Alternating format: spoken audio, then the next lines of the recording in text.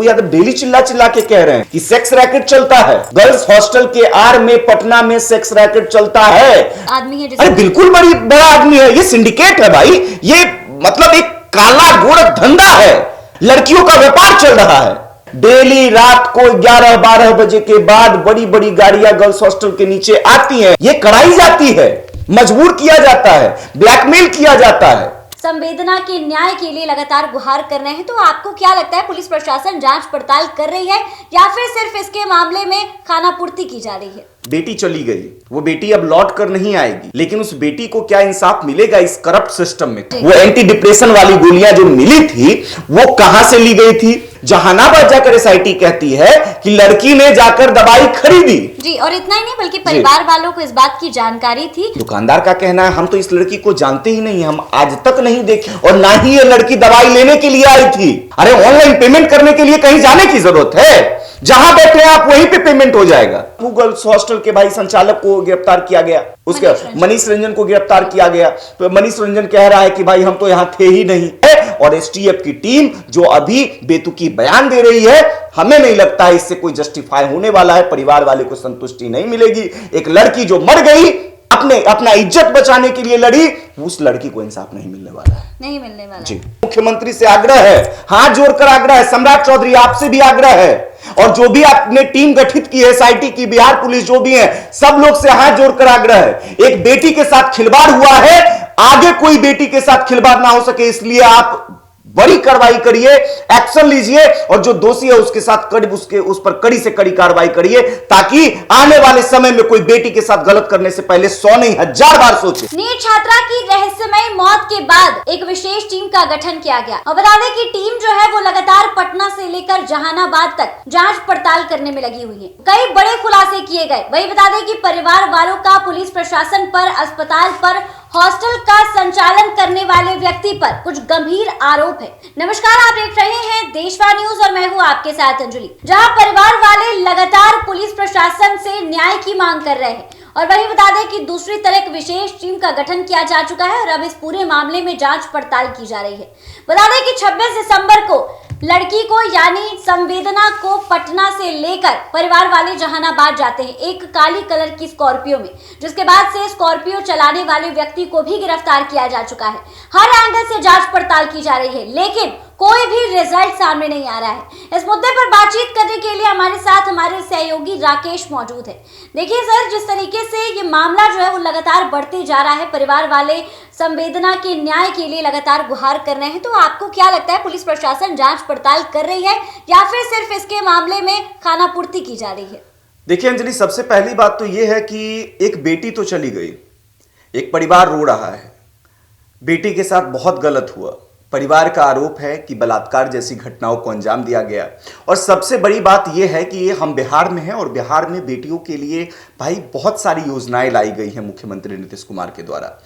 कहा जाता है कि बेटियों को आगे बढ़ाने के लिए नीतीश कुमार ने बहुत कुछ किया है, लेकिन अगर स्थिति ऐसी रहेगी जहां पर बेटी को दिन दहाड़े बेटी के साथ बलात्कार किया जाएगा, उसके बाद उसकी निर्मम हत्या कर दी जाएगी, हत्या आप मान लीजिए साजिशन हम कह सकते हैं, क्योंकि बहुत सारे प्रकरण निकलकर सामने आए, बहुत प्रोसेस हुआ, पहले हॉस्टल से हॉस्पिटल, हॉस्पिटल ट्रांसफर से फिर उसके बाद वेदांता, तमाम चीज़ें हुई, आरोप प्रत्यारोप लगने शुरू हो गए, उसके बाद हॉस्पिटल में पत्रकार बंधुओं का आना जाना शुरू हुआ, हॉस्पिटल के डॉक्टर गायब हो गए, उसके बाद पुलिस प्रशासन जो नींद में थी वो जगती है, जो नेता लोग खुद को भाई कहते हैं कि हम बेटियों के रक्षक हैं, हम जनता के लिए काम करते हैं, नेता भी जागने शुरू हुए। पप्पू यादव लगातार देखिए बेटी के आवाज़ बनकर सामने आ रहे थे। तमाम नेता एक के बाद एक करके बेटी के घर जा रहे हैं और माता पिता से मुलाकात कर रहे हैं और कहीं ना कहीं संवेदनाएं व्यक्त कर रहे हैं और कह रहे हैं कि इंसाफ दिलाया जाएगा। लेकिन सबसे बड़ा सवाल ये है ना कि बेटी चली गई जी, वो बेटी अब लौट कर नहीं आएगी, लेकिन उस बेटी को क्या इंसाफ मिलेगा इस करप्ट सिस्टम में? करप्ट सिस्टम इसलिए हम कह रहे हैं क्योंकि आपको याद होगा शुरुआती दौर में ही एक बात लगातार वहां पर चर्चाओं में थी कि भाई चित्रगुप्त नगर थाना संदेह के घेरे में है, उसकी कार्यशैली संदेह के घेरे में है, तो पुलिस प्रशासन पर सवाल खड़े हो रहे थे।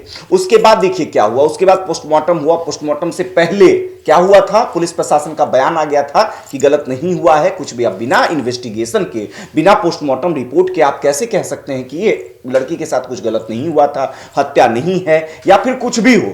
आप बिना इन्वेस्टिगेशन के कुछ कैसे कह सकते हैं? तो ये तमाम चीजें देखने को मिल रही थी। पुलिस प्रशासन तो संदेह के घेरे में था ही।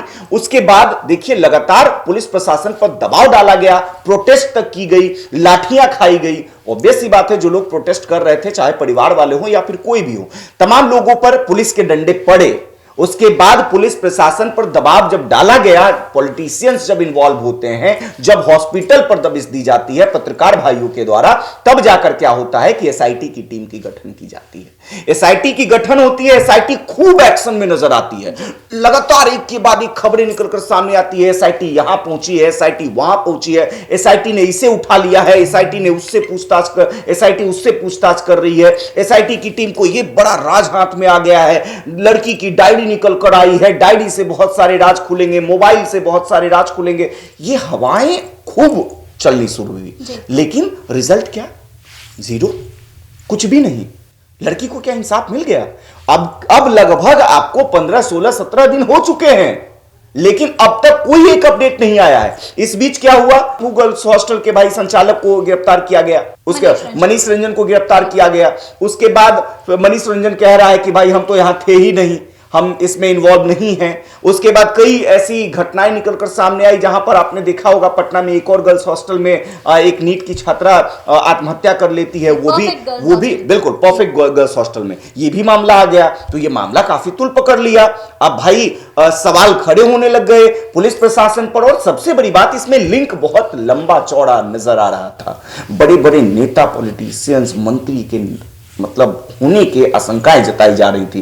पप्पू यादव डेली चिल्ला चिल्ला के कह रहे हैं कि सेक्स रैकेट चलता है, गर्ल्स हॉस्टल के आर में पटना में सेक्स रैकेट चलता है। डेली रात को 11-12 बजे के बाद बड़ी बड़ी गाड़ियां गर्ल्स हॉस्टल के नीचे आती हैं, लड़कियों को रिसीव करती है, वहां से जाती है। लड़कियां फिर सुबह के करीब 3, 4, 5 बजे लड़कियां वापिस आती हैं। तो लड़कियां जाती कहां हैं? यह सवाल होता है। तो गर्ल्स हॉस्टल के आर में चाहे राजी से हो या बेराजी से हो, यह कराई जाती है, मजबूर किया जाता है, ब्लैकमेल किया जाता है। क्योंकि आप समझ सकते हैं कितना भी आगे बढ़े समाज, लड़की आगे बढ़ रही है, अच्छी बात है, लेकिन अभी भी मानसिकता यह है कि लड़की बाहर जा रही है तो भाई थोड़ा सजग रहते हैं। माता पिता जो है वो संकोच करते हैं कि भाई लड़की बाहर क्या कर रही है, गलत तो नहीं कर रही है। अगर कुछ वैसा सुनने को मिलता है, गर्लफ्रेंड बॉयफ्रेंड वाला सीन अगर सुनने को मिल जाता है, तुरंत लड़की को वापस बुलाता है, शादी ब्याह करके ससुराल भेज देता है। तो ये मानसिकता है। और एसटीएफ की टीम क्या कर रही है, आप बताइए ना। एसटीएफ की टीम क्या कर रही है? लगातार हर जगह जा रही है, पूछताछ कर रही है। कहा गया कि भाई लड़की के मामा को भी से भी पूछताछ की गई थी, उससे दोस्त से भी पूछताछ की गई थी। कंक्लूजन कुछ नहीं। अब उसके बाद क्या? उसके बाद भाई पता चला कि लड़की के यहां जो नींद की गोलियां, एंटी स्ट्रेस वाली गोलियां जो है, वो एंटी डिप्रेशन वाली गोलियां जो मिली थी, वो कहां से ली गई थी? उस दुकान पे एसआईटी की टीम जाती है, जहानाबाद में जहानाबाद जाकर एसआईटी कहती है कि लड़की ने जाकर दवाई खरीदी जी। और इतना ही नहीं, बल्कि परिवार वालों को इस बात की जानकारी थी जी, और उसने अपने ही पेटीएम से जो पेमेंट किया था। अब देखिए सबसे बड़ी बात, लड़की वहां पर गई थी, एसआईटी का कहना है, लेकिन दुकानदार का क्या कहना है? दुकानदार का कहना है हम तो इस लड़की को जानते ही नहीं, हम आज तक नहीं देखे हैं, और ना ही ये लड़की दवाई लेने के लिए आई थी। अब सबसे बड़ी बात, आप कह रहे हैं पेमेंट हुआ था। अरे पेमेंट करना कोई बड़ी बात है भाई? मेरे घर से भाई, मां, बीबी सब फोन करती है, कहती है भाई यहां है समोसा ले रहे हैं, फल ले रहे हैं, सामान ले रहे हैं, पेमेंट कर दीजिए। हम यहीं से पेमेंट करते हैं क्या? हम वहां चले गए पेमेंट करने के लिए? अरे ऑनलाइन पेमेंट करने के लिए कहीं जाने की जरूरत है? जहां बैठे हैं आप वहीं पे पेमेंट हो जाएगा। ये कौन सा तथ्य हो गया भाई? तथ्यहीन बात। एसटीएफ की टीम कह रही है कि भाई पेटीएम उसी के मोबाइल से हुआ है, तो वहां पर जाके खुद से दवाई ली थी, जबकि दुकानदार कह रहा है कि नहीं भाई ऐसा कुछ नहीं है। क्या लिपापोती चले, किसको बचाने की साजिश चल रही है भाई? आपको क्या लगता है कि इस पूरे घटना के पीछे क्या कोई बड़ा आदमी है? अरे बिल्कुल बड़ा आदमी है, ये सिंडिकेट है भाई। ये मतलब एक काला गोरख धंधा है, जहां जो पटना में चल रहा है, गर्ल्स हॉस्टल के आड़ में चल रहा है, लड़कियों का व्यापार चल रहा है। सेक्स रैकेट चल रहा है। तो पप्पू यादव साफ सही तौर कह पर रहे हैं। ये बिल्कुल, ये हम नहीं कह रहे हैं, ये जो अब तक अपडेट्स निकल कर सामने आए हैं, जो लोग आरोप लगा रहे हैं, जो पप्पू यादव का तथ्य कह रहा है, वो हम कह रहे हैं। जो नजर आएगा, हम तो भाई ऐसा तो है नहीं कि हम दिव्यदर्शी हैं, हम दिव्यदर्शी तो है नहीं, हम भगवान है नहीं। हमें जो नजर आएगा हम वही देखेंगे, जो सुनाई देगा हम वही सुनेंगे, और जो अब तक समझ में आ रही, अरे नहीं, अगर मान लीजिए आप कहिएगा कि जो मन में आएगा बोल देंगे, अरे आप तथ्य रखिए ना साहब, आप केस को सुलझाइए ना, हम वही बोलेंगे और हम करते भी हैं। अगर आपने कुछ अच्छा किया होता तो हम अच्छा बोलते, आप कुछ अच्छा करते हैं तो हम अच्छा बोलते हैं। आप करिए ना।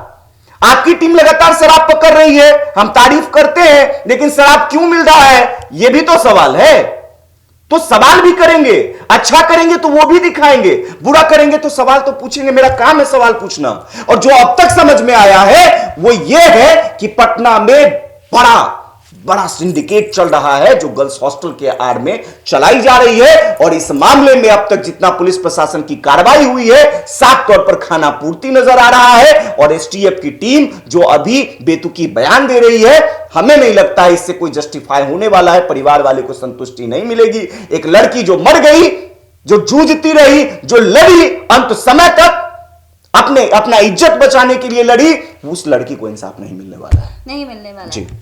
जी देखिए, जिस तरीके से नीट छात्रा की रहस्यमय मौत के बाद अब जहानाबाद से लेकर पटना तक हम अभी भी कहेंगे पुलिस प्रशासन से, माननीय मुख्यमंत्री से आग्रह है, हाथ जोड़कर आग्रह है, सम्राट चौधरी आपसे भी आग्रह है, और जो भी आपने टीम गठित की है एसआईटी की, बिहार पुलिस जो भी है, सब लोग से हाथ जोड़कर आग्रह है। एक बेटी के साथ खिलवाड़ हुआ है, आगे कोई बेटी के साथ खिलवाड़ ना हो सके, इसलिए आप बड़ी कार्रवाई करिए, एक्शन लीजिए, और जो दोषी है उसके साथ उस पर कड़ी से कड़ी कार्रवाई करिए, ताकि आने वाले समय में कोई बेटी के साथ गलत करने से पहले 100 नहीं 1000 बार सोचे। बिल्कुल जी। तो देखिए, जिस तरीके से टीम का गठन किया गया और टीम जो है लगातार जहानाबाद में जाकर इस बात को कह रही है कि चीजें जो है वो जहानाबाद में हुई है, क्योंकि पटना में संवेदना के साथ किसी भी तरीके की हरकत हुई हो इसका कोई साक्ष्य नहीं मिला है। बार बार पुलिस प्रशासन जो है वो लगातार इस पूरे मामले को जहानाबाद से जोड़ने का प्रयास कर रही है।